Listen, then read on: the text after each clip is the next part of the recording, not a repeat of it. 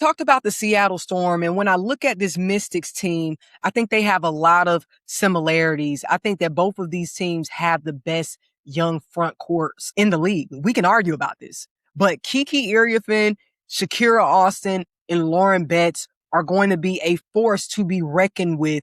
They're already a force to be reckoned with right now, but the more this team has these type of games where they can battle it out towards the end, be in the gutter together, is going to build the chemistry, and they're going to understand what it takes to win consecutively. Both the Mystics and the Seattle Storm create advantages offensively due to their size. They are matchup nightmares. And that's true for almost every team that they line up against. When we look at the outcomes of Minnesota versus Storm and Aces versus Mystics, the Mystics got the result that they did because this young front court, this young team, this young core is more experienced together. Kiki, Sonia, Shakira, they already have a season under their belt together. The Mystics were able to pull out a win with Jackie Young and A'ja Wilson scoring 62 combined points. A'ja was just too shy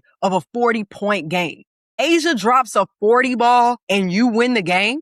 That's a story you tell the grandkids. And A'ja put on a clinic while she was dealing with a size disadvantage herself with 6'7" Lauren Betts. Shakira is a bit taller and bigger, but A'ja is able to be successful because of how agile she is, how quick she is at 6'4". So what she lacks offensively in height, she's beating players off the dribble. She's beating players with her footwork. She's just so quick. Jackie Young was masterful from all three levels and was ethically getting to the free throw line because of her size advantage and strength advantage in that guard play. But when you look at the Mystics scoring production, it was a lot more of an even spread. They got 23 points off of their bench. So this is a young team that's deep. That's legs for days. That's hard.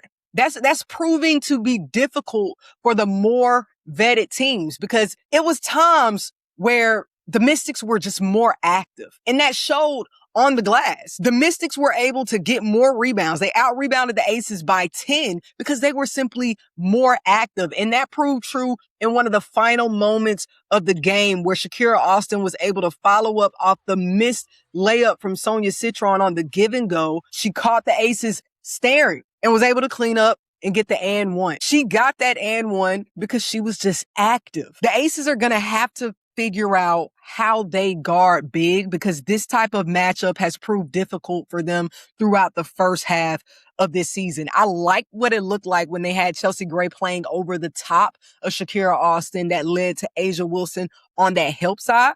It forced a force out. It forced the pass. But there was so many times during this game where that free throw line area, that mid line, 14, 15 feet away was just open and Shakira Austin was able to take advantage of it. It's almost hilarious at how textbook of basketball the Mystics were playing, and it worked. Give and go offense, high-low offense, sticking to the basics, the fundamentals. It still works, guys. It's going to be difficult for the Aces to double team, though, when you look at the rest of the league, because then you leave yourself vulnerable along the perimeter. But it's going to be difficult guarding one-on-one because of the size advantage. So they have a bit of a conundrum as we look at the second half of the season in playoff play. On the defensive end, when it comes to depth in the post, as much as I love CPT's offense that she's been able to give the Aces this season, I think that her defense is slipping, and that's leading to reduced minutes. Conversely,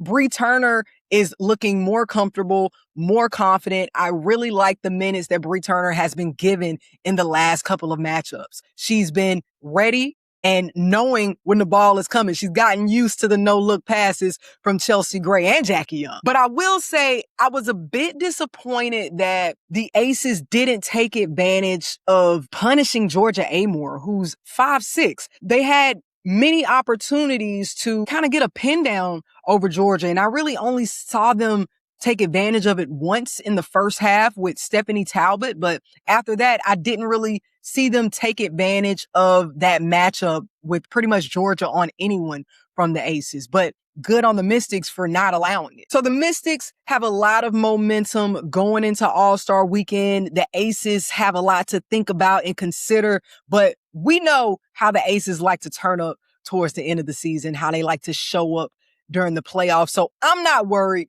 as an Aces fan, but I got to give credit where it's due. Good basketball from the Mystics. They are a scary team. But what are your thoughts, Hoops Tribe? How do you feel about this matchup? Let's talk hoops.